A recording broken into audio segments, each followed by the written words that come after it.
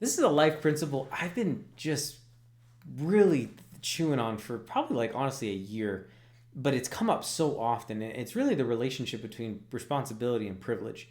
Because I've come to realize as I've worked with clients and as I've seen certain situations in my students that when we indulge in too much of our privileges, the good things we get to enjoy without partaking of responsibility, we tend to ruin ourselves in many ways. And what I see, and specifically where I work, I reference a lot of young men ages 18 to 25, right? They're in college and the dating scene's there, but there's this common pattern of I'm really afraid to commit to this relationship or get engaged or get married, which I don't think you should do it in rush.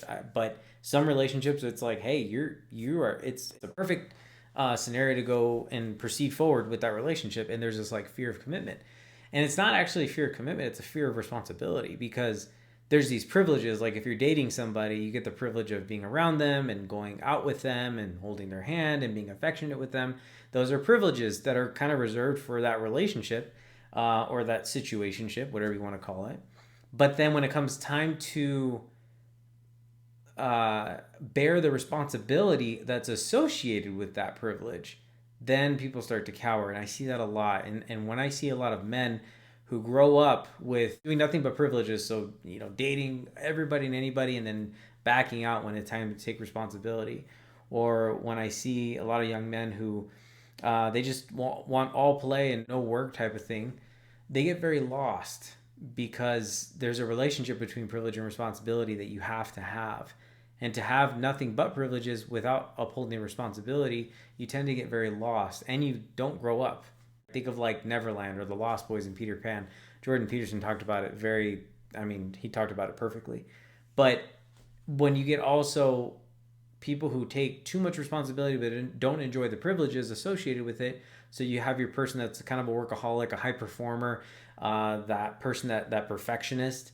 Those are the ones that bear all the responsibility but never enjoy the privileges. But privileges exist in order to sustain you in your responsibility. That's why in the Marines or just in the military, we always said that rank has its privileges because as a high ranking enlisted or officer, you get a lot of privileges. There's a lot of things you don't have to deal with within your own unit, or if you're a very high ranking officer, you walk in the room, people stand for you, people salute you. Those are privileges.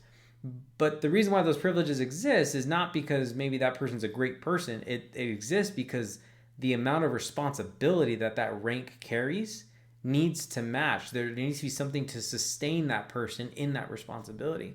And that's where I think the relationship with privilege and responsibility kicks in. But you lean too much into responsibility without enjoying the privileges, you burn out.